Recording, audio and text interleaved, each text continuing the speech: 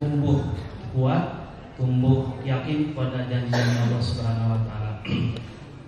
Setelah ini mari kita sama-sama menyaksikan tausiah yang insya Allah nanti disampaikan oleh Kiai Haji Yusuf Ali Tantowi LCMA. Itu kepada teman sekalian, kita fokus ya, yang membawa alat komunikasi tolong dinonaktifkan.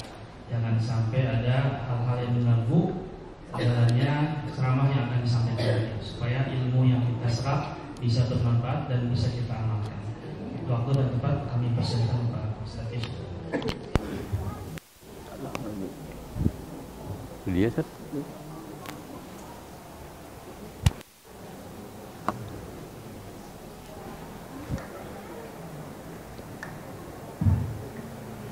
Assalamualaikum warahmatullahi wabarakatuh.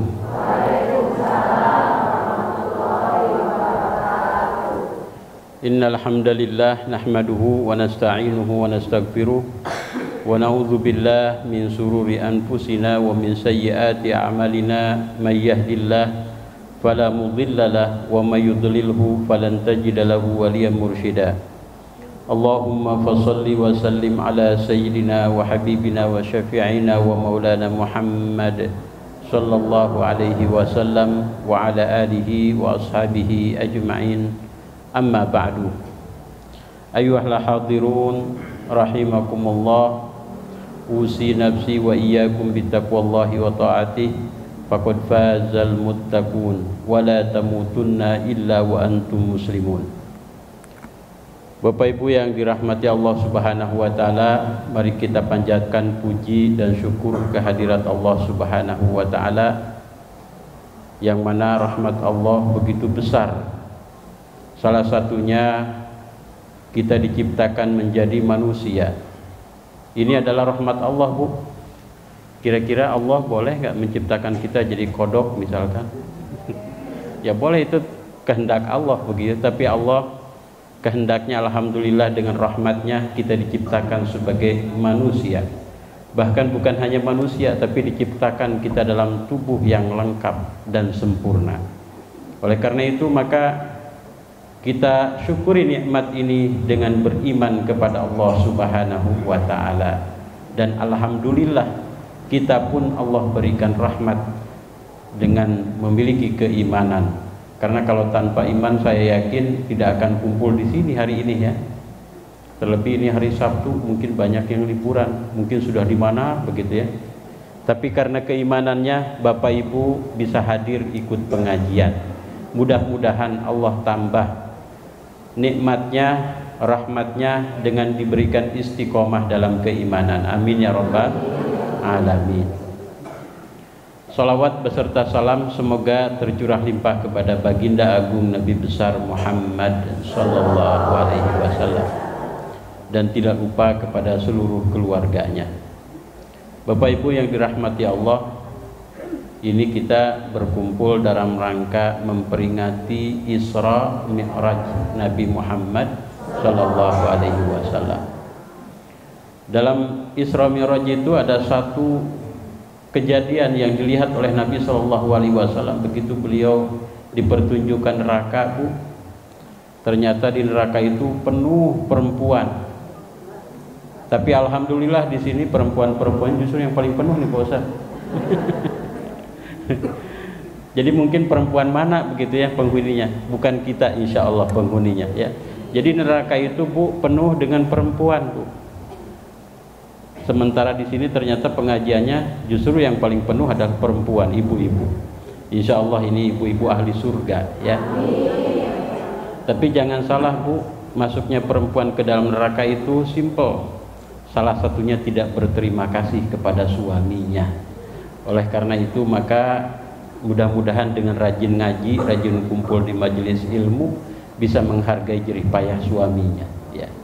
Karena si bapak itu cek bahasa Sunda mah hulu dijen suku dijen hulu pupik pek neangan punya geus menang duit datang ka imah mere duit 100.000 cek pamajikan anak manya mere sakieu bari nyorongon. Itulah yang menyebabkan ibu-ibu banyak di dalam neraka. Oleh karena itu maka rajin bersyukur berterima kasih kepada suami yang telah berjerih payah untuk mencarikan nafkah buat kita. Bapak Ibu yang dirahmati Allah Subhanahu wa taala, peristiwa Isra Mi'raj tadi sudah dibacakan ya ayatnya oleh Qori. Itu adalah peristiwa agung yang luar biasa. Saking agungnya, saking luar biasanya, maka Allah Subhanahu wa taala memulai dalam ayat itu dengan diksi, dengan potongan ayat Subhana, Maha Suci Allah. Jadi tidak mungkin, kalau Allah berkehendak tidak mungkin tidak terjadi, pasti akan terjadi. Karena peristiwa ini ya, sangat luar biasa, tidak masuk logika pada zaman itu. Bahkan mungkin orang zaman sekarang pun kalau tanpa keimanan tidak akan masuk di logikanya. Bayangkan Bu, waktu itu belum ada pesawat, waktu itu belum ada teknologi canggih, belum ada apapun. Kendaraan yang ada hanya kuda dan unta. Sehingga untuk bisa pergi ke satu tempat, kendaraan yang bisa digunakan hanya kendaraan hewan tersebut. Maka pada zaman itu untuk bisa menempuh perjalanan ke Masjidil Aqsa saja tanpa ke Sidratul Muntaha itu memerlukan waktu 1 bulan lamanya. Kita sering menyebut Masjidil Aqsa. Itu artinya apa Bu? Aqsa itu Bu? Barangkali bapak-bapak ada yang tahu Pak, Aqsa itu apa Pak? Aqsa itu, Kuso itu artinya jauh, Aqsa itu artinya sangat jauh. Jadi masjid itu waktu itu hanya Masjidil Haram dan kemudian masjid yang ada di Palestina itu atau yang disebut dengan Masjidil Aqsa. Karena jauh jaraknya maka disebut namanya Masjid Al-Aqsa, masjid yang sangat jauh. Jadi masjid itu jauh sekali Pak. Untuk bisa datang ke masjid itu memerlukan waktu 1 bulan lamanya. Perjalanan dengan menggunakan unta. Apalagi kalau jalan kaki ya. Sehingga ketika baginda Nabi SAW bercerita kepada orang-orang pada waktu itu, maka sontak orang-orang pada waktu itu tidak percaya. Masa Nabi itu pergi di waktu Isya, kemudian sebelum subuh sudah ada di Baitullah lagi, sudah ada di Mekah lagi, dan bercerita kepada orang, tadi malam saya pergi ke Masjidil Aqsa, bahkan Sidratul Muntaha, dan sekarang sudah balik lagi. Orang semuanya tidak percaya kepada baginda Nabi Shallallahu Alaihi Wasallam karena tidak logis. Kendaraan yang hebat tidak ada, teknologi canggih belum ada, tapi ternyata Rasul lebih hebat lagi daripada itu. Sehingga Allah Subhanahu wa taala dalam surat Al-Isra memulai diksi ayatnya dengan subhanalladzi asra bi'abdihi lailam minal masjidil haram ilal masjidil aqsa alladzi barakna haulahu linuriyahu min ayatina innahu huwas samiul basir. Jadi kata subhana ini menunjukkan bahwa peristiwa Isra adalah peristiwa yang luar biasa. Sehingga Bapak Ibu yang dirahmati Allah, kalau orang tidak percaya dengan Isra dan dengan Mi'raj, maka itu kufur Bu. Jadi kalau tidak percaya Isra dan Mi'raj itu bisa kategorinya kafir. Kenapa? Karena tidak mempercayai ada ayat Al-Quran yang tadi itu. Jadi peristiwa Isra dan Mi'raj didokumentasikan dalam Al-Quran, sehingga itu betul-betul terjadi. Ruh dan jasadnya baginda Nabi Shallallahu Alaihi Wasallam melakukan Isra dan Mi'raj. Simpelnya Isra itu adalah perjalanan di malam hari. Mi'raj itu adalah simpelnya naik dari bawah ke atas. Itu namanya Mi'raj. Ya. Jadi kalau kita pergi malam hari kemudian naik ke rumah, maka itu sudah Isra dan Mi'raj, begitu ya. Tapi secara bahasa, Isra dan Mi'raj Nabi artinya Nabi berjalan dari Masjidil Haram ke Masjidil Aqsa, dari Masjidil Aqsa naik ke langit pertama, kedua, ketiga, keempat, ketujuh, sampai kemudian tembus ke Sidratul Muntaha. Itu namanya Isra dan Mi'raj. Kita harus meyakini bahwa itu telah terjadi kepada baginda Nabi Muhammad Sallallahu Alaihi Wasallam, dan kita yakin bahwa Nabi Sallallahu Alaihi Wasallam telah melakukan itu, dan tentunya itu dengan izin Allah Subhanahu wa taala. Makanya diksinya dalam Al-Qur'an itu Asra. Ya. Asra itu apa Bapak Ibu? Kalau dalam bahasa ini asro itu artinya diberjalankan. Bukan Nabi berjalan sendiri, tapi diberjalankan. Maha suci Allah yang memberjalankan Nabi Muhammad SAW. Jadi berangkatnya Nabi bukan berangkat sendiri, tapi diberangkatkan oleh Allah Subhanahu wa Ta'ala. Untuk apa? Maka di diksi ayat itu dijelaskan linuriyahu min ayatina. Allah ingin menunjukkan ayat bagian daripada ayat-ayat, bagian daripada tanda-tanda kehadiran Allah Subhanahu wa Ta'ala. Nah, Bapak Ibu yang dirahmati Allah, dalam peristiwa Isra Mi'raj ini ternyata perjalanannya tidak langsung Mekah ke Yerusalem, begitu ya. Yerusalem Sidratul Muntaha, tidak begitu. Akan tetapi Nabi itu sempat berhenti di beberapa tempat, ibu-ibu. Dan Nabi itu dipertunjukkan juga beberapa hal yang kemudian ini menjadi ibrah bagi kita semua.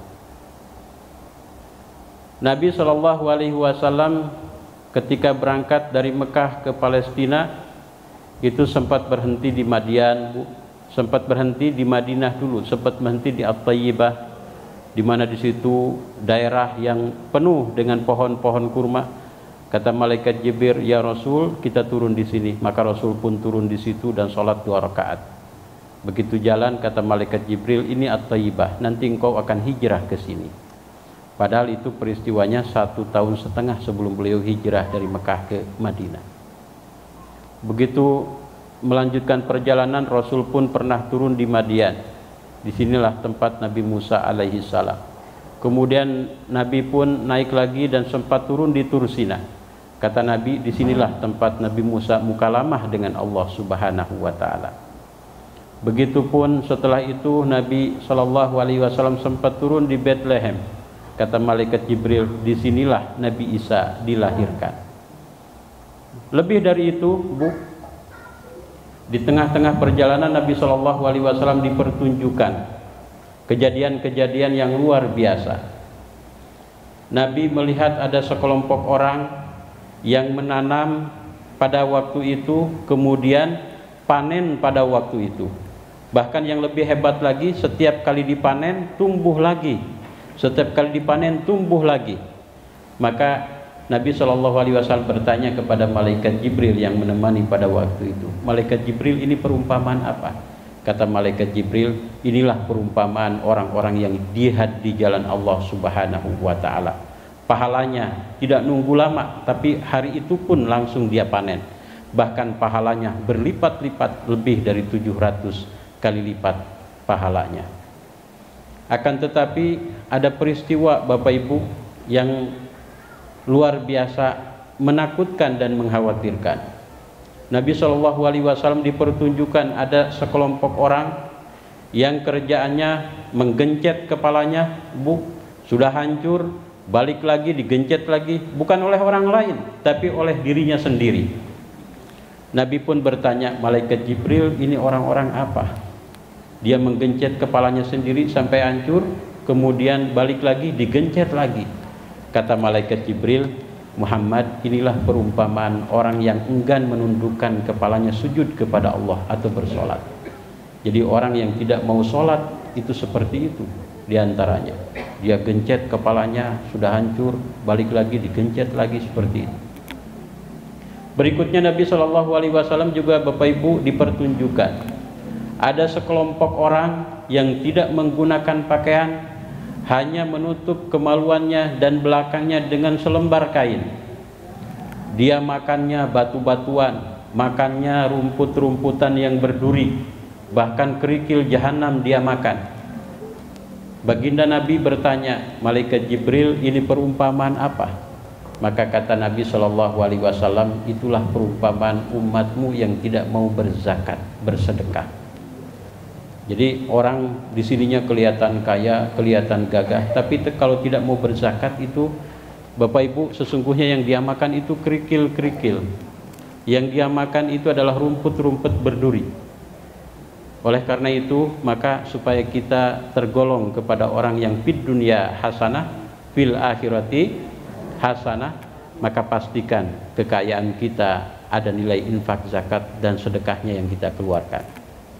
Di sini kemarin ada donasi Palestina Kak Bapak Ibu? Ada? Ada disalurkan kemana? Nanti insya Allah bisa disalurkan lewat kami. Kami dapat amanah menjadi pengurus Baznas Kabupaten Bandung, Badan Amil Zakat Nasional, Bapak Ibu, yang insya Allah kami memiliki akses langsung ke Palestina melewati Mesir tentunya, sehingga zakat infak atau donasi Palestina yang disalurkan kepada kami insya Allah tersalurkan kepada mereka yang membutuhkan. Jadi nanti kalau ada donasi Palestina lagi, mangga Pak Dokter, mangga biasa disalurkannya.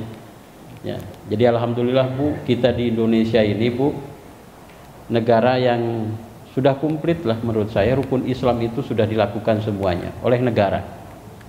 Syahadat, siapa saja yang mau bersyahadat tinggal datang ke masjid, bahkan KUA juga memfasilitasi ya. Kemudian apalagi rukun Islam itu Bu? Sholat, anggaran pemerintah juga ada untuk membangunkan masjid ya. Bahkan aturan pemerintah kita di tempat-tempat umum harus dibangunkan musola atau masjid. Di mall ya, di tempat wisata itu pasti ada musola minimal ya. Itu aturan pemerintah. Artinya berarti pemerintah hadir untuk menjaga masyarakatnya bisa melakukan sholat dengan baik. Begitupun yang ketiga ada apa? Zakat pemerintah hadir ya melalui instruksi presiden ya, peraturan pemerintah, yaitu wajib mendirikan Badan Amil Zakat Nasional atau yang disebut dengan Baznas, dari pusat sampai ke daerah itu ada. Itu artinya Baznas itu sebagai lembaga penerima zakat infak sedekah yang resmi pemerintah. Jadi lembaga pemerintah itu ya, sehingga dijamin ya. Berikutnya apa rukun Islam itu? Puasa ya. Puasa pemerintah hadir nggak Bu? Pemerintah hadir ya, untuk memastikan bahwa kita puasa pada waktunya. Ada ritual yang biasa terjadi, ada namanya sidang isbat ya, sidang penentuan awal Ramadan dan penentuan awal Syawal atau akhir Ramadan ya. Itu pemerintah mengundang semua ormas dan praktisi ya, yang melihat hilal ataupun juga yang menghitung ya, untuk kemudian disidangkan memastikan kapan awal Ramadan dan kapan awal Syawal atau Lebaran. Jadi pemerintah hadir memastikan kita puasa pada waktunya. Berikutnya yang kelima rukun Islam itu apa? Haji ya. Haji juga pemerintah hadir ya. Hadir untuk memastikan bahwa masyarakatnya bisa berhaji ke Baitullah dan aman dan bisa melakukan ibadah dengan baik. Yaitu pemerintah membentuk ada namanya panitia haji ya. Kemudian itu sampai ke tingkat provinsi, daerah itu ada panitia haji dan menggunakan anggaran negara untuk keberangkatan para panitia haji itu, yaitu ada TPIH ya, ada tim petugas, ada tim pembimbing ibadah haji untuk pembimbing ibadahnya, ada TPIH ya, yaitu yang bertugas untuk administratif Bu sebagai ketua kloternya. Ada kemudian TKHI yaitu yang bertugas sebagai tim kesehatan yang menemani jemaah. Begitupun juga ada panitia yang di Indonesia, ada panitia nanti yang di Arab Saudi, Mekah, Madinah ya. Itu semuanya dari APBN. Artinya hadir pemerintah untuk melaksanakan, untuk memastikan umat Islam Indonesia melaksanakan rukun Islam yang 5. Nah, ini tinggal kita yang memanfaatkannya ya. Termasuk tadi zakat ya. Insya Allah di sini barangkali sudah ada panitia zakatnya Pak Ustadz. Nanti kalau ada panitia zakatnya ya, diresmikan supaya tidak ada sesuatu ya. Dari Baznas itu ada kepanjangan tangan di bawahnya namanya UPZ Pak Dokter ya. Unit Pengumpul Zakat. Jadi boleh misalkan di masjid sini sudah disepakati oleh semuanya panitia pengumpul zakatnya A, B, C dan sebagainya, nanti di-SK-kan oleh Baznas supaya resmi ya, supaya terhindar dari pungli pungutan liar ya, dan dan ini tergaransi begitu ya. Baik. Baik, kita lanjut Bapak Ibu ya. Jadi peristiwa Isra dan Mi'raj ini kalau saya jelaskan ini panjang dan banyak Bu cerita-cerita. Satu lagi ya, diantaranya Rasul Shallallahu Alaihi Wasallam itu dipertunjukkan kepada beliau ada laki-laki yang di hadapannya itu ada daging Bu, ada wadah, ada dua wadah. Satu wadah ada daging apa? Daging matang dan lezat. Akan tetapi di depannya satu lagi ada satu wadah terisi daging yang mentah dan sudah bau. Begitupun juga ada perempuan seperti itu. Maka Rasul bertanya kepada malaikat Jibril, ya, karena aneh, laki-laki dan perempuan ini aneh. Ada daging matang dan enak, yang satu lagi daging mentah dan sudah busuk, tapi justru yang dimakan daging apa? Daging yang busuk, ya. Maka Rasul bertanya, ya malaikat Jibril, ini perumpamaan apa? Kata malaikat Jibril, Muhammad, ini perumpamaan umatmu yang punya istri, yang perempuan itu punya suami, akan tetapi justru dia malah nginep di tempat lain, di perempuan lain. Yang perempuan punya suami yang halal, akan tetapi malah justru dia nginep di laki-laki lain yang bukan muhrimnya, dan kemudian melakukan hubungan di luar nikah. Udah jadi punya daging matang, daging yang enak, malah justru dia memakan daging yang mentah dan busuk. Nah, itu akan terjadi di umat Nabi Shallallahu Alaihi Wasallam. Tapi saya kira kalau di sini mah aman lah, insya Allah ya, aman ini pastinya. Suaminya setia, istrinya juga setia. Nah, itu dipertunjukkan dulu kepada Nabi Bu. Ya, ada orang yang seperti itu, punya daging matang, malah justru yang dimakan yang busuk, baik laki-laki ataupun perempuan. Ini nanti siksanya juga luar biasa nanti di akhirat kelak. Bapak Ibu yang dirahmati Allah Subhanahu wa taala, ya. Dari beberapa peristiwa Isra dan Mi'raj ya, sampai kemudian naik ke Sidratul Muntaha, esensinya sesungguhnya salah satunya adalah adanya kewajiban sholat. Adanya kewajiban apa Bu? Sholat. Ya, sholatnya awalnya berat Bu. Kalau Rasul tidak sayang kepada kita selaku umatnya, mungkin Rasul udah nggak mau capek, langsung aja balik ke dunia dan dikasihkan kepada kita. Pertama kali kewajiban sholat diberikan oleh Allah berapa waktu Bu? 50 waktu. Jangankan 50 waktu Bu ya, 5 waktu saja sudah banyak bolong-bolongnya ini. Berarti ada benernya juga Nabi Musa alaihi salam. Dan beruntung ada Nabi Musa alaihissalam yang suka protes. Jadi Nabi Musa itu protes terus, paling berani Nabi Musa itu ya. Bahkan beliau itu ada sebuah riwayat ketemu dengan Nabi Adam. Setelah tahu bahwa itu Nabi Adam, Bu, dimarahin. Oh ini Adam itu, gara-gara kamu saya ini keduniakan katanya. Kata Nabi Adam, nggak skenario Allah memang seperti itu, mau gimana lagi? Jadi sampai bapaknya saja dibentak Nabi Adam alaihissalam sama Nabi Musa gitu. Dan ini ketika Nabi itu mendapatkan kewajiban sholat untuk kita, Nabi itu tidak sama sekali meminta apapun karena malu kepada Allah Subhanahu wa taala. Langsung turun, melewati Nabi Ibrahim, melewati Nabi yang lain. Turun ketemu Nabi Musa, ditanya oleh Nabi Musa, "Wahai Muhammad, tadi dapat apa dari Allah Subhanahu wa taala?" Kata beliau, "Wahai Musa, saya dapat kewajiban sholat 50 waktu untuk umatku." Kata Nabi Musa, "Muhammad, jangankan umatmu yang kecil-kecil, yang lemah-lemah, umatku saja yang badannya tinggi besar dan kuat-kuat tidak mampu melakukan itu. Kembali lagi kepada Allah, minta keringanan." Maka Nabi naik lagi Bu, minta keringanan kepada Allah. Maka turunkan berapa Bu? 5. Berarti berapa itu? 50 dikurang 5 jadi 45 waktu Bu. Turun lagi Nabi SAW, ketemu lagi dengan Nabi Musa, ditanya lagi, dapat keringanan berapa? Kata Nabi, dapat keringanan 5 jadi 45. Wah, gak akan kuat umatmu. Naik lagi minta keringanan. Nabi naik lagi Bu, diturunkan lagi oleh Allah, berapa? 5 jadi berapa Bu? Masih 40. Kira-kira kuat gak Bu 40 waktu? Masih berat ya. Untung ketemu Nabi Musa lagi. Kata Nabi Musa, wahai Muhammad nggak akan kuat, umatmu nggak akan kuat, minta lagi keringanan. Naik lagi Nabi, turunkan lagi oleh Allah berapa Bu?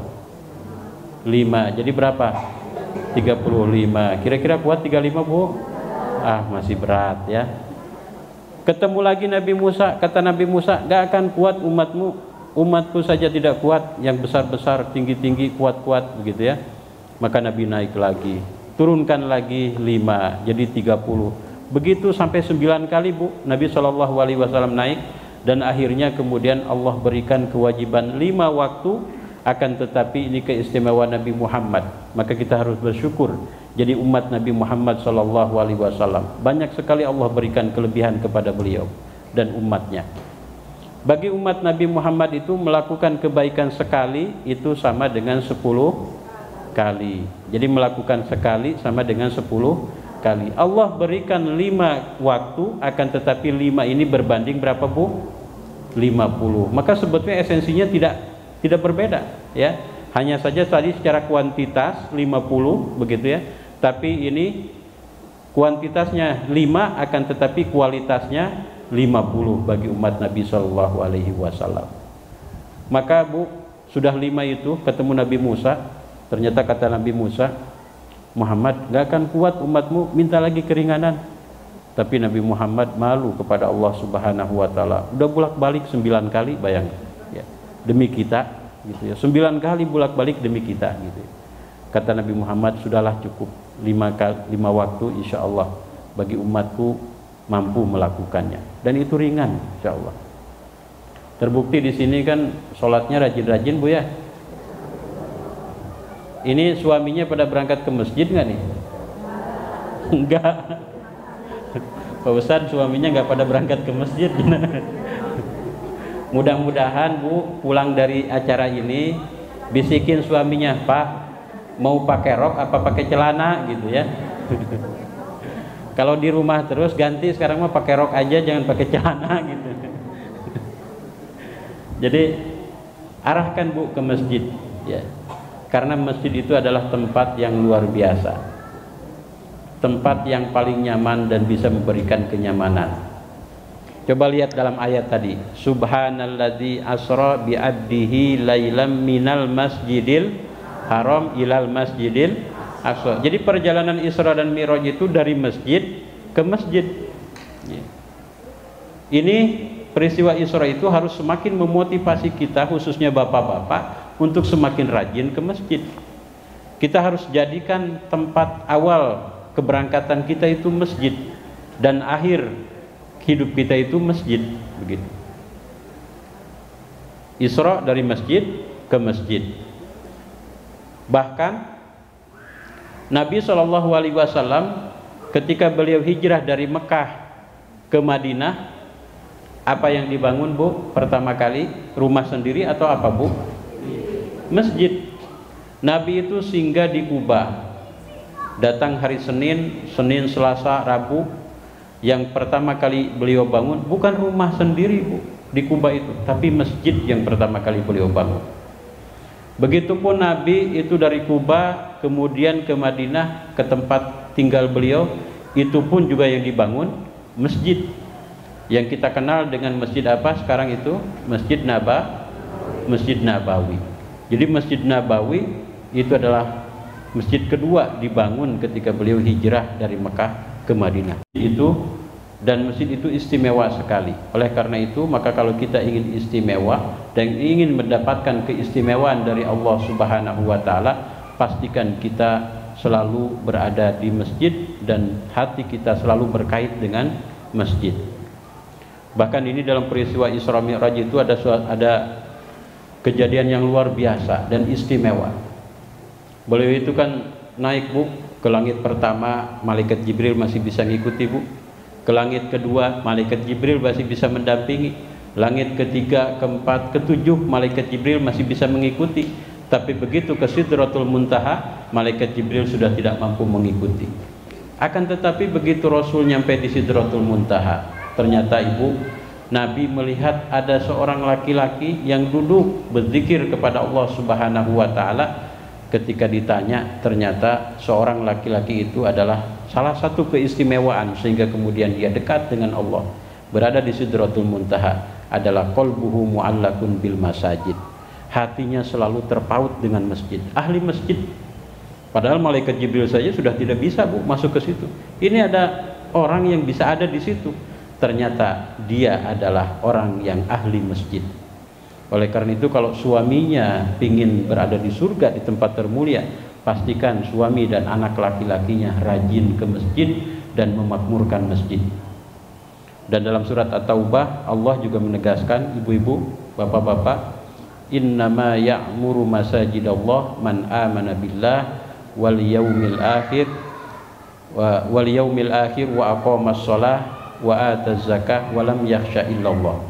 Mereka yang akan memakmurkan masjid itu pastinya mereka pertama memiliki keimanan kepada Allah Subhanahu wa taala. Karena kalau tanpa iman ngapain memakmurkan masjid? Di masjid digaji teh, Bu? Teu digaji. Bahkan bapak-bapak termasuk Pak Dokter ya ngaluarkeun duit keur ngamakmurkeun masjid, meuli karpet, ngalampuan, mayaran listrik gitu. Kalau tidak ada keimanan, tidak akan mungkin memakmurkan masjid. Oleh karena itu dalam Al-Quran ditegaskan mereka yang berhasil memakmurkan masjid itu karena pertama amana billah, mereka memiliki keimanan kepada Allah. Yang kedua wal yaumil akhir, beriman kepada hari akhir. Yang ketiga orangnya itu pasti aqamas shalah, rajin mendirikan sholat. Yang keempat ataz zakah, rajin mengeluarkan zakat. Kalau tidak, maka tidak mungkin memakmurkan masjid. Nah, mari kita bina orang-orang terdekat kita untuk menjadi orang-orang yang memakmurkan masjid. Bapak Ibu yang dirahmati Allah Subhanahu wa taala, jadi masjid ini adalah tempat yang istimewa. Suatu hari ada seminar internasional yang dihadiri oleh para ulama dunia, Bu. Kemudian Syekh Sya'rawi ya bertanya kepada pemimpin seminarnya itu. Pertanyaannya simpel, tapi sulit untuk dijawab. Kata pertanyaannya begini, ketika Nabi SAW dimandikan, ketika beliau wafat, ya, airnya itu kemana? Gitu. Ternyata pimpinan seminar itu tidak bisa menjawab, Bu. Air yang dipakai memandikan Nabi SAW, ya, itu kemana? Gak bisa jawab, Bu. Kata pimpinan seminar itu, berikan saya untuk mencari jawaban, ya. Kemudian skorsing, mencari jawaban ke perpustakaan, baca, gak ketemu. Pas tidur ketemu Nabi SAW, dan bersama ada satu orang yang menemani Nabi. Kemudian ulama ini bertanya tentang pertanyaan tadi, ya, kemana air yang dipakai bekas memandikan engkau? Maka orang yang mendampingi Nabi itu menjawab, air yang dipakai bekas memandikan baginda Nabi SAW itu kemudian begitu dipakai memandikan Nabi jatuh ke tanah dan kemudian menguap ke langit. Setelah itu kemudian turun dengan bersama hujan, dan di setiap jatuhnya, setiap tetesan jatuh bekas memandikan Nabi SAW itu kemudian dibangunkan masjid-masjid. Barangkali ini, ya, barangkali masjid ini di sini mungkin ada salah satu tetesan bekas air pemandian Nabi SAW. Sehingga saya tahu betul ini dulunya bukan masjid, ya Pak Dokter, ya.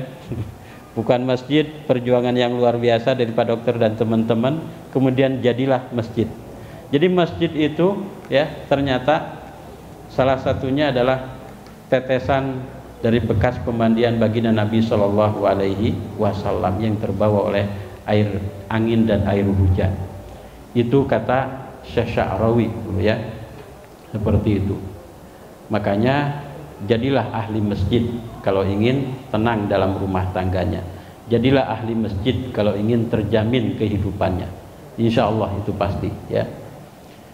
Baik Bapak Ibu yang dirahmati Allah Subhanahu wa taala, kembali ke topik tadi bahwa Isra dan Mi'raj itu oleh-olehnya adalah sholat yang awalnya tadi 50, kemudian dipotong menjadi 5. Kemudian setelah itu baru diberikan kepada kita bahwa setiap kita memiliki kewajiban sholat 5 waktu, yaitu zuhur, apalagi Bu, asar, terus maghrib, terus isya, terus subuh. Itu yang wajib ya.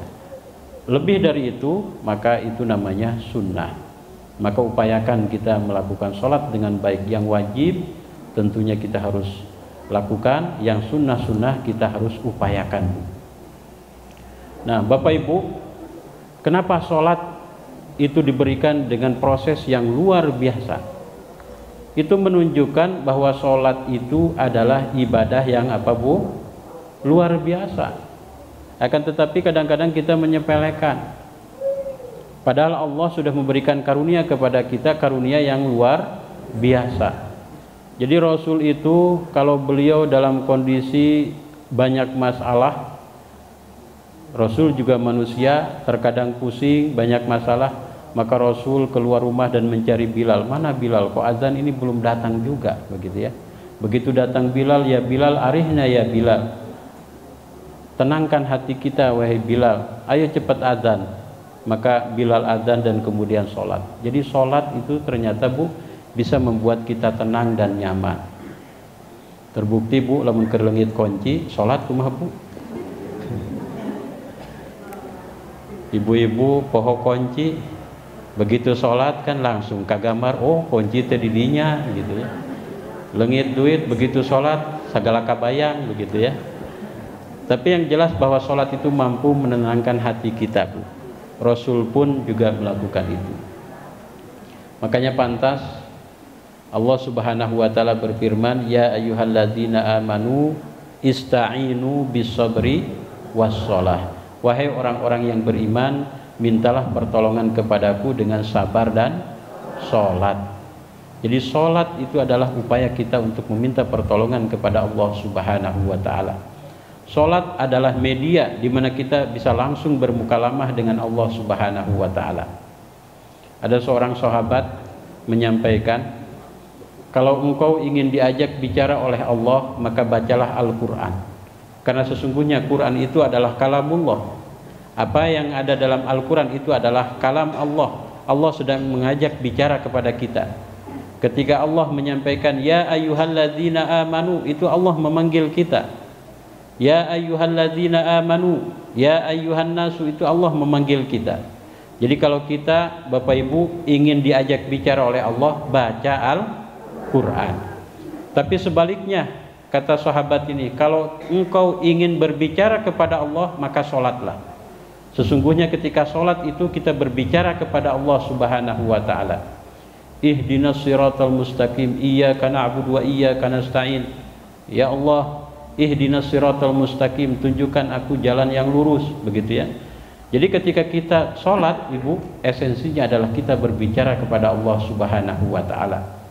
Bahkan dalam sholat ada posisi di mana kita paling dekat dengan Allah dan paling mustajab, yaitu ketika posisi sedang sujud.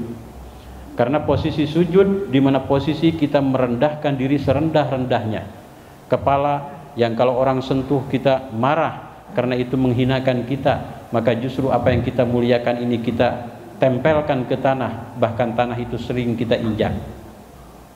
Ketika posisi kita merendahkan serendah-rendahnya di hadapan Allah Subhanahu wa ta'ala, disitulah posisi di mana doa akan lebih diijabah oleh Allah Subhanahu wa ta'ala.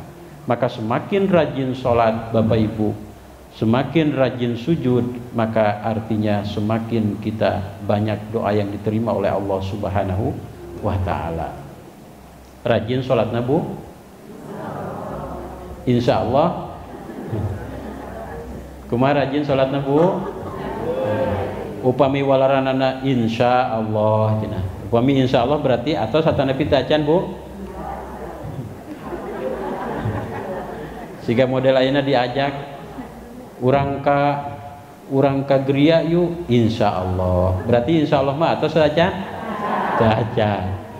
Ibu bapak rajin sholat insya Allah. Berarti sholatnya atau saja? Saja. Ima sholatnya kedah atos ya. Jadi kita harus rajin sholat, karena sholat itu adalah anugerah yang luar biasa yang Allah berikan kepada kita, Bu, di mana kita mukalamah langsung dengan Allah Subhanahu wa taala. Tidak ada doa yang tertolak ketika kita sholat sesungguhnya. Hanya saja kitanya yang tidak paham. Sesungguhnya apa yang kita minta itu sangat-sangat sederhana, Bu. Cobi upami dipasih kesempatan, Ibu kira-kira nyuhun kenaon? Mual nepi ka minta salaki anyar berembunya. Mualnya permintaan kita itu remeh-temeh sesungguhnya. Jadi nggak ada yang mustahil bagi Allah Subhanahu wa taala. Bahkan Allah berikan yang lebih dari itu. Bapak Ibu masih kena bisa ngarenghapnya, masih bisa narik napas. Bapak Ibu masih bisa melihat, masih bisa membedakan warna kuning, merah, hijau, ya. Bapak Ibu juga masih mendengar, masih bisa mendengarkan lantunan ayat Al-Qur'an. Boleh jadi itu jauh lebih mahal daripada apa yang kita minta. Boleh jadi itu jauh lebih hebat dari apa yang kita minta. Kita tidak memintanya tapi Allah memberikannya. Boleh jadi itu karena kita sering rajin sholat dan berdoa kepada Allah Subhanahu wa taala. Karena Allah Maha mengetahui apa yang lebih manfaat dan maslahat buat kita. Doa jangan pernah berhenti, Bu. Jangan sampai abdi tadi minta mobil, nah mobil teh eueuh wae geus eureun we salatna. Jangan, Bu. Allah lebih paham dan lebih tahu apa yang manfaat dan maslahat buat kita. Jadi dikabulkannya doa itu bisa jadi Allah mengabulkan sesuai dengan permintaan kita. Dikabulkannya doa itu boleh jadi Allah ganti dengan yang lebih baik daripada apa yang kita minta. Dikabulkannya doa itu boleh jadi langsung seketika itu juga. Dikabulkannya doa itu boleh jadi nanti Allah tunda, kemudian akan diberikan pada waktu yang pas. Ini contohnya Nabi Ibrahim alaihissalam, Bu. Nabi Ibrahim itu dulu begitu bangun Ka'bah kemudian berdoa kepada Allah Subhanahu wa taala agar keluar dari keturunannya, yaitu orang yang soleh yang menjadi nabi, yang kemudian itu menjadi qurratul uyunnya. Nabi Ibrahim ngado anak iraha gitunya, turuna Kangjeng Nabi Muhammad sallallahu alaihi wasallam. Kira-kira berapa ratus tahun itu? Ribuan tahun, ya. Nabi Ibrahim doanya kapan? Setelah beberapa ribu tahun baru ada yang didoakan oleh Nabi Ibrahim alaihissalam, yaitu Nabi Muhammad sallallahu alaihi wasallam. Nabi Yusuf alaihissalam, Bu. Nabi Yusuf mimpi ketika waktu kecil. Ada bintang 11 tambah bulan dan matahari itu bersujud kepada Nabi Yusuf. Itu waktu kecil, Bu. Disampaikan kepada bapaknya. Bapaknya Nabi Yusuf itu siapa, Bu? Nabi Ayub. Nabi Yakub, ya. Nabi Yakub itu nama lainnya adalah Israel. Ya, Nabi Yakub itu nama lainnya apa, Bu? Israel. Dalam sebuah referensi, Isra itu artinya abdun, El itu artinya Allah.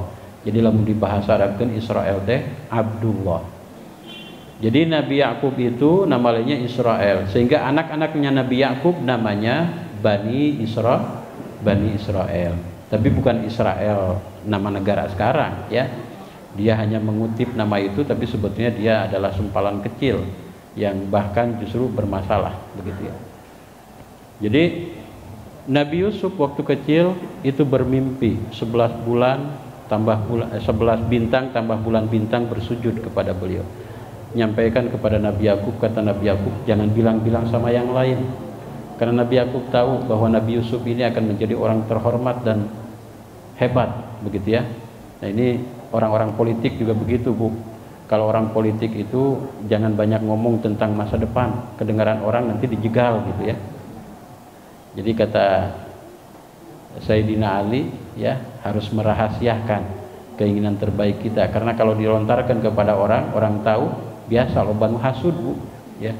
Itu dijegal. Nabi Yusuf juga begitu. Kata Nabi Yakub, jangan bilang yang lain. Tapi kelihatan Nabi Yakub memang agak berbeda terhadap Nabi Yusuf, sehingga anak-anaknya yang lain itu ngiri. Ya. Jadi mimpinya waktu kecil, tapi kapan itu terwujudnya mimpi Nabi Yusuf? ketika beliau sudah di mana? Ketika beliau di Mesir, ya. Karena Nabi Yusuf itu dimasukkan ke dalam sumur, ya. Kemudian dibawa oleh kafilah ke Mesir, dijual belikan di Mesir, yang kemudian dibeli oleh petinggi Mesir, ya, dan diurus, yang kemudian itu yang disebut dengan Zulaiha itu, ya. Zulaikha. Kemudian dengan kemampuan mentakwil mimpinya, dia mampu mentakwilkan mimpi Firaun. Ya. Firaun itu mimpi, Bu. Ada yang tahu mimpinya Firaun? Jadi mimpinya Firaun itu, beliau mimpi di hari pertama ada 7 sapi yang gemuk, kemudian ada 7 sapi yang kurus.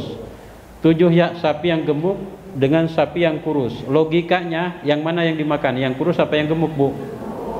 Harusnya yang dimakan itu yang kurus, ya, karena ini gemuk, ini kurus. Harusnya yang kurus yang dimakan. Dalam mimpinya terbalik. 7 sapi yang gemuk justru dimakan oleh sapi yang kurus. Maka mimpi itu membuat cemas Firaun pada waktu itu. Kemudian di hari kedua mimpi lagi. Dia diperlihatkan ada 7 gandum yang gemuk, yang berisi, dengan 7 gandum yang kosong, hapa kurang. Logikanya kan hapa nu di daharan gunung gendut gitu, nu aya eusia. Ini kebalik, Bu. Gandum yang kurus justru memakan gandum yang gemuk. Maka semakin membuat cemas Firaun itu. Dikumpulkanlah semua petinggi, semua tukang sihir-sihir, tukang ramal terhebat di Mesir pada waktu itu. Semuanya tidak bisa menafsirkan mimpi Firaun. Untung ada seorang petugas di situ yang suka memberikan minum ke Firaun. Dia teringat bahwa dia pun dulu pernah ditafsirkan mimpinya oleh Nabi Yusuf ketika di dalam penjara, ya. Dan kemudian menyampaikan kepada Firaun ada seorang yang pintar menafsirkan mimpi, bahkan dia pun ditafsirkan dan benar. Maka kata Firaun, bawa orangnya. Nabi Yusuf dibawa ke situ dan menafsirkannya. Kata Nabi Yusuf, nanti akan terjadi 7 tahun masa subur, nanam apa aja jadi dan hasilnya melimpah. Tapi jangan salah, nanti ada 7 tahun masa paceklik, yang nanam apa aja susah, hewan-hewan kurus, ya. Dan di situ adalah masa-masa sulit. Maka Firaun di situ membuat strategi, dan Nabi Yusuf alaihissalam di situ menawarkan diri, berikan saya kepercayaan untuk mengatur itu. Maka di situ mulai Nabi Yusuf diangkat menjadi petinggi di Mesir. Ketika menjadi petinggi di Mesir, maka saudara-saudaranya yang jauh karena dalam masa paceklik pada datang ke Mesir. Ini singkat cerita, Bu. Dah dijelaskan mah panjang punya. Atau surat, bayangkan surat Yusuf gitu. Jadi singkat cerita, keluarga Nabi Yusuf itu didatangkan semua termasuk bapaknya, ibunya, ya, dan 11 saudaranya. Begitu Nabi Yusuf naik ke singgasana, maka semua sujud atau menghormat kepada Nabi Yusuf. Itulah takwil mimpi Nabi Yusuf alaihi salam. Jadi mimpinya waktu kecil, ternyata realisasinya ketika beliau sudah punya anak, punya istri, dan itu di Mesir. Nah, begitupun juga doa kita kadang-kadang, Bu. Ngadoa anak ayeuna boleh jadi nanti apa yang kita doakan itu didapat oleh anak cucu kita, bisa, ya. Kurang ngadoa ke Allah, ya Allah, hayang pinter, hayang bisa ibadah dengan baik. Allah berikan karunia punya anak jadi ulama misalkan, punya cucu jadi ulama, bisa saja, ya. Oleh karena itu maka jangan pernah berhenti untuk berdoa, dan doa untuk kita tentunya yang paling mustajab salah satunya tempatnya di mana, Bu? Di masjid. Maka rajin-rajinlah ke masjid. Ibu-ibu juga boleh ke masjid, ya. Terutama ibu-ibu punya kewajiban, punya punya tugas, bapak-bapaknya suruh rajin ke masjid, anak-anak laki-lakinya suruh rajin ke masjid, agar masjid ini tidak kosong, masjid ini ramai, masjid itu penuh dengan orang-orang yang beribadah, ya. Bapak Ibu yang dirahmati Allah Subhanahu wa taala, kembali tadi bahwa hadiah yang Allah berikan kepada kita dalam peristiwa Isra dan Mi'raj adalah sholat. Jadi jaga itu sholat dengan baik. Allah berikan dalam kondisi terbaik Nabi di tempat yang paling termulia, yang diberikan adalah sholat, itu menunjukkan bahwa sholat adalah sesuatu yang luar biasa. Ya. Bahkan Nabi menyampaikan, Bapak Ibu, nanti yang akan pertama kali ditanya oleh Allah itu apa? Kita ini akan dihisab. Makanya ada istilah Maliki Yaumiddin. Allah itu raja di hari pembalasan. Jadi kita ini akan dihisab, akan diminta pertanggungjawaban semua kita. Jangan dikira Allah berikan mata, berikan kaki, berikan kesempurnaan tubuh, diberikan karunia punya anak, itu tidak ditanya. Itu akan ditanya oleh Allah. Tapi pertanyaan pertama nanti yaitu apa, Bu? Sholat. Bapak Ibu, yang akan pertama kali dihisab oleh Allah itu sholat. Kata Nabi, kalau sholatnya benar, tidak bermasalah, maka dianggap benar. Tapi kalau sholatnya bermasalah, maka dianggap bermasalah. Kenapa demikian? Karena sholat itu aqimis sholah inna sholata tanha anil fahsya wal munkar. Dirikan sholat karena sholat itu mampu pelakunya bisa menjaga dari perbuatan keji dan munkar. Yang menyebabkan orang bermasalah itu karena kemungkaran tadi, karena perbuatan maksiat. Orang yang rajin sholat pasti tercegah dari perbuatan-perbuatan kemungkaran dan perbuatan maksiat. Artinya Bapak Ibu, upami ayeuna masih kena STMJ. Namun STMJ itu Bapak Ibu, sholat terus, maksiat jalan. Ongkoh cenah sholat terus, tapi maksiat jalan. Nah ini berarti sholatnya bermasalah. Perintah Allah itu aqimis sholah, dirikan sholat. Bukan if'alus sholah, bukan perbuat sholat. Yang namanya dirikan artinya nilai sholat itu harus tertancap pada diri kita, Bu. Kapanpun dan dimanapun. Kalau kata Bimbo mah cenah ieu teh sajadah panjang. Jadi sajadah teh panjang nepi ka pasar, nepi ka mana-mana, itu tetap ada nilai sholat, gitu ya. Jangan sampai di masjid ketinggali soleh, keluar di masjid jadi haram jadah deh, gitu. Ini bermasalah berarti, ya. Jadi pastikan kita itu aqimis sholah, mendirikan sholat. Nilai sholat selalu ada pada diri kita. Apa sih, Bu, esensi daripada sholat? Aqimis sholata lidzikri, dirikan sholat untuk mengingatku, kata Allah. Jadi kalau kita melakukan sholat dengan baik, maka kita akan senantiasa ingat kepada Allah Subhanahu wa ta'ala. Maka di pasar ingat kepada Allah, di rumah ingat kepada Allah, di pabrik ingat kepada Allah, dimanapun kita senantiasa ingat kepada Allah. Maka kalau kita ingat kepada Allah, maka tentunya kita tidak berani melakukan maksiat kepada Allah Subhanahu wa ta'ala. Karena tahu bahwa Allah kalau menyiksa, siksanya Allah itu bagaimana, Bu? Azabun alim, sangat pedih sekali. Ibu, neraka ini baru gambarannya saja, karena neraka itu tidak bisa dilihat oleh mata, tidak bisa digambarkan oleh telinga, begitu ya. Tapi ini gambaran sekilas saja. Di neraka itu, jangankan apinya, Bu, itu kerakna hungkul. Kalau kita menginjakan kaki dengan menggunakan telapak kaki, itu sampai kepala kita mendidih, Bu. Saking panasnya apa? Neraka. Bahkan di neraka itu, Bu, di dalamnya ada para malaikat namanya malaikat Jabaniyah, yang tugasnya itu menyiksa orang yang ada di dalamnya. Tidak pernah bisa disogok tuh malaikat, Bu. Dan kebutuhan duit itu malaikat mahnya.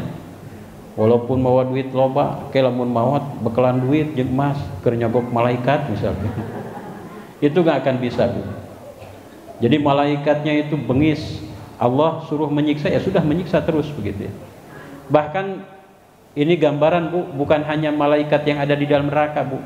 Ini yang sudah memang tugasnya menyiksa, Bu. Ini mah penjaga kuncinya, Bu. Penjaga kunci neraka itu siapa namanya? Malaikat apa, Bu?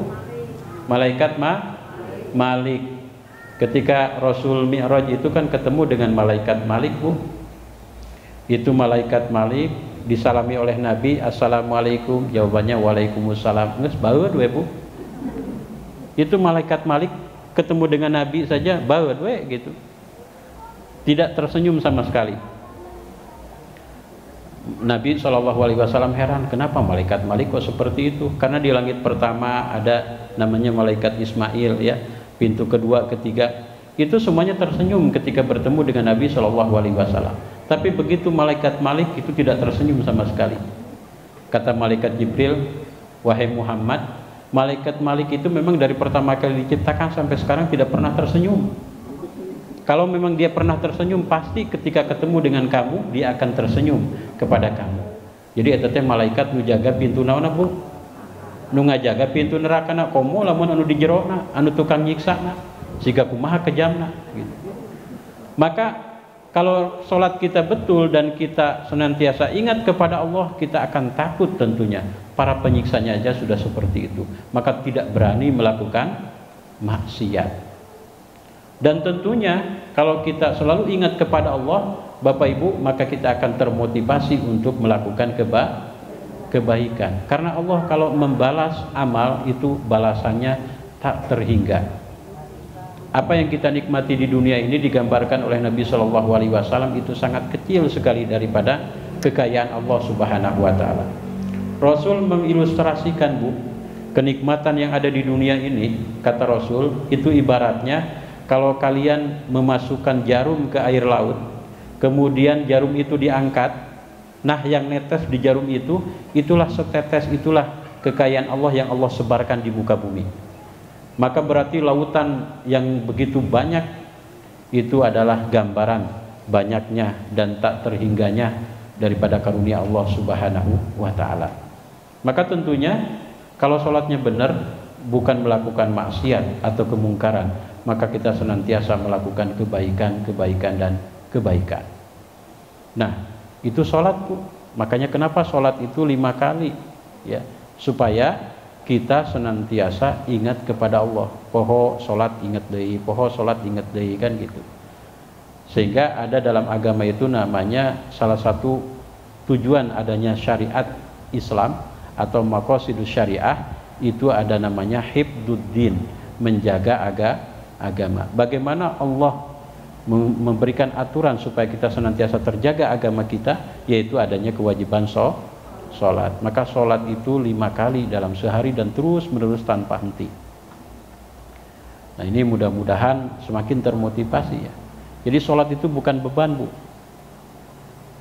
Cobi kurang dangukeun upami panggilan sholat, hayya 'alas sholah, beres hayya 'alas sholah bagaimana Bu? Hayya 'alal falah, hayya 'alal falah, kan begitu ya. Mari kita raih kemenangan, kesuksesan. Bapak Ibu hoyong sukses, hoyong menang. Upami hoyong menang, hoyong sukses, sholat. Ieu mah hoyong sukses, hoyong menang, tapi sholatnya ditinggalkeun. Kalau kita ingin sukses dunia, sukses akhirat, sholat. Panggilan sholat itu hayya 'alal falah. Mari kita raih kemenangan, kesuksesan. Meureunnan anu azana salah meureun Ustaz. Hayya 'alal falah. Kalau falah itu artinya kasawah gitu. Hayu urang kasawah mata bartahe di sawah gitu. Al falah itu petani ya. Tapi falah ya. Falah artinya kemenangan, kesuksesan. Jadi kita disolatkan itu supaya diajak sukses. Sukses dunia, sukses akhirat. Maka saking pentingnya sholat, baginda Nabi Shallallahu Alaihi Wasallam itu mengajarkan kepada kita. Kata Nabi, muru auladakum bis sholah. Perintah anak-anakmu itu untuk melakukan sholat, walaupun usianya masih 7 tahun. 7 tahun kan belum wajib Bu, belum kena kewajiban syariat.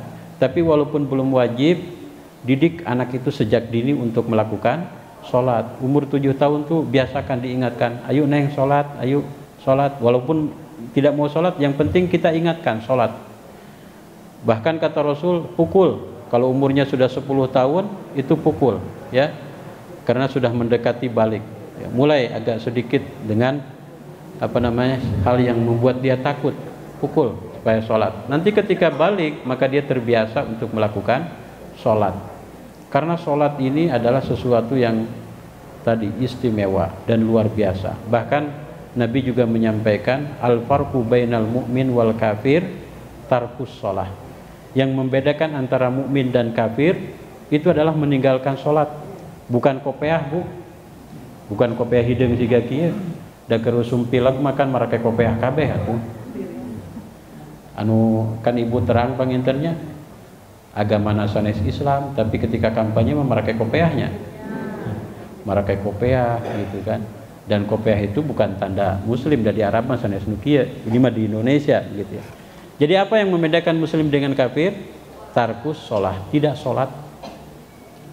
Maka Rasul juga menyampaikan, Bu, barang siapa mendirikan sholat maka dia telah mendirikan agama. Tapi waman hadamaha, barang siapa merusak sholat, menghancurkan sholat, maka dia telah menghancurkan agama. Ya, mudah-mudahan ini peristiwa Isra dan Mi'raj mampu membuat kita semakin kuat sholatnya, semakin istiqomah sholatnya, dan semakin berkualitas sholatnya ya. Oleh karena itu mungkin kalau sekarang mah tidak cukup waktunya Bu ya, nanti ada kajian-kajian ya, bagaimana kemudian sholat dengan benar, sholat yang berkualitas, sehingga sholat kita mampu membuat kita tanha anil fahsya'i wal munkar, mampu membuat kita terjauh dari perbuatan keji dan munkar. Terakhir Bu, saking pentingnya sholat, begitu Rasul Shallallahu Alaihi Wasallam menjelang wafat, wasiatnya apa Bu? Wasiatnya apa? Beliau berwasiat, beliau ketika menjelang wafat itu ummati as-sholah as-sholah, umatku as-sholah, jaga sholat. Kenapa? Karena tadi yang membedakan antara mukmin dan kafir itu sholatnya. Karena kata Rasul juga nanti yang akan pertama kali dihisab nanti di akhirat itu adalah sholat. Jadi Rasul pun berwasiat, tidak wasiat macam-macam, tapi Rasul menjelang wafatnya berwasiat agar kita senantiasa menjaga sholat.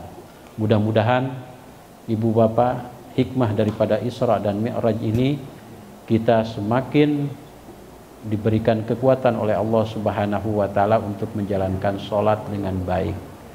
Dan mudah-mudahan bukan hanya sholat 5 waktu yang wajib saja, tapi kita mampu menambahnya dengan sholat-sholat sunat, sholat rawatibnya ya, qobliyah ba'diyahnya, kemudian ada sholat tahajudnya, ada sholat duhanya, sholat hajatnya, sholat istikharahnya juga. Istikharah teh bukan sanes nyangan jodoh wae Bapak Ibu, istikharah teh ya. Ketika kita kebingungan, misalkan kita yang mau kerja bingung ini harus kerja di mana ya, atau ada yang manggil kerja kira-kira bagus atau tidak, istikharah ya. Bukan hanya sekedar nyari jodoh, kita dihadapkan pada pilihan hidup apa saja, kita beristikharah, kita minta untuk dipertunjukkan oleh Allah Subhanahu wa taala jawaban terbaik ya.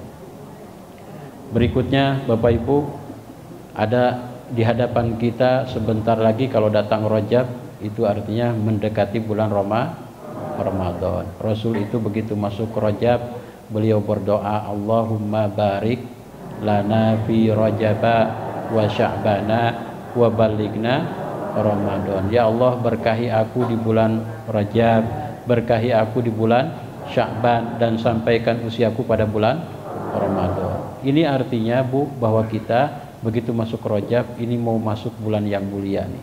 Kita harus mempersiapkan diri. Tos siap tacan Bu? Tos siap? Tos menyawet tiap tahun Ramadan menyejan siap ya. Harus siap.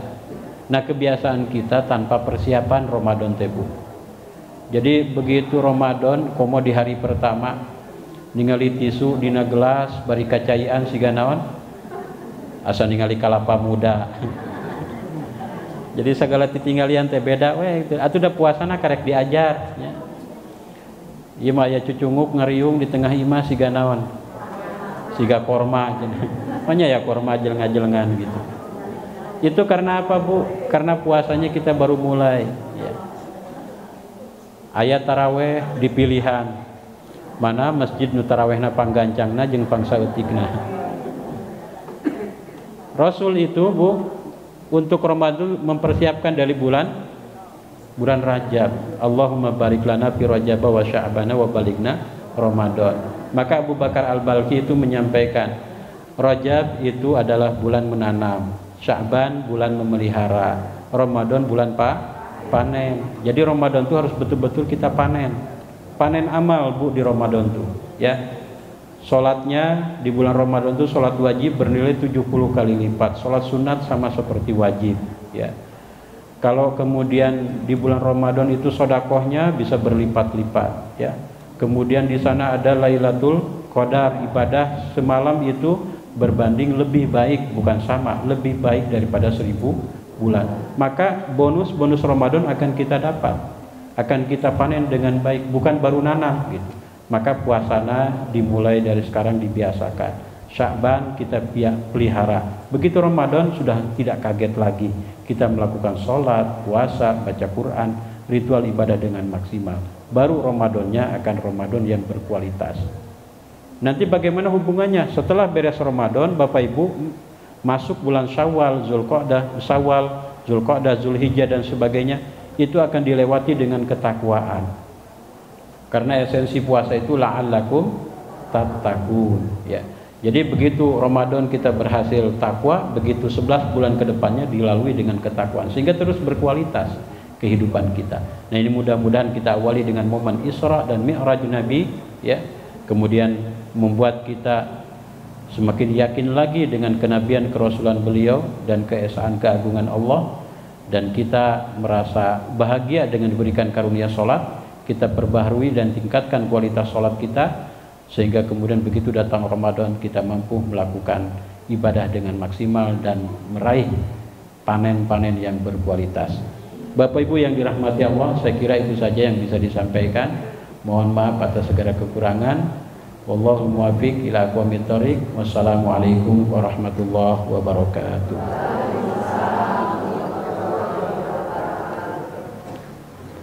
Di mana kita meyakini adanya Allah dan meyakini kita sebagai makhluk Allah, maka tentunya kita salah satu dalilnya bahwa kita sebagai seorang makhluk dan meyakini kehadiran Allah adalah kita selalu berdoa. Kita mengawali sesuatu dengan doa, dengan bacaan basmalah, dan kemudian mengakhiri juga dengan penuh harap kepada Allah Subhanahu wa ta'ala. Mudah-mudahan ini menunjukkan bahwa majelis kita adalah majelis yang dicintai Allah Subhanahu wa ta'ala. Allahumma shalli ala sayyidina Muhammad wa barik wa sallim ajmain, amin. Alhamdulillahirabbil alamin, hamdan syakirin, hamdan na'imin, hamdan yuafi ni'amahu wa yukafi mazidah. Ya Rabbana walakal hamdu kama yanbaghi li jalali wajhikal karim wa 'azimi sultanik. Allahumma shalli wa sallim ala sayyidina Muhammadin fil awwalin wa shalli wa sallim ala sayyidina Muhammadin fil akhirin wa shalli wa sallim ala sayyidina Muhammadin fi kulli waqtin wa hin. Allahumma arinal haqqa haqqan warzuqna ittiba'ahu wa arinal batila batilan warzuqna ijtinabah. Allahumma ij'al jam'ana hadza jam'an marhuma wa tafarruqana min ba'dihi tafarruqan ma'suma wa la taj'al fina syaqiyya wa la mahruma wa la mahdura. Allahumma la tada' lana fi maqamina hadza dhanban illa ghafarta wa la hamman illa farajta wa la daynan illa qadaita wa la maridan illa syafaita wa la jahilan illa 'allamta wa la tami'an illa qana'ta wa la hajatan hiya laka ridan illa qadaitaha wa yassartaha bi rahmatika ya arhamar rahimin. Rabbana hab lana min azwajina wa dhurriyyatina qurrata a'yunin waj'alna lil muttaqina imama. Rabbana atina fid dunya hasanatan wa fil akhirati hasanatan wa qina adzabannar. Subhana rabbika rabbil izzati amma yasifun wa salamun alal mursalin walhamdulillahi rabbil alamin. Al-Fatihah. A'udzu billahi minasy syaithanir rajim. Bismillahirrahmanirrahim. Alhamdulillahi rabbil alamin arrahmanir rahim maliki yaumiddin. Iyyaka na'budu wa iyyaka nasta'in. Ihdinas siratal mustaqim, siratal ladzina an'amta 'alaihim ghairil maghdubi 'alaihim waladdallin. Rabbighfir lana, amin. Alhamdulillah.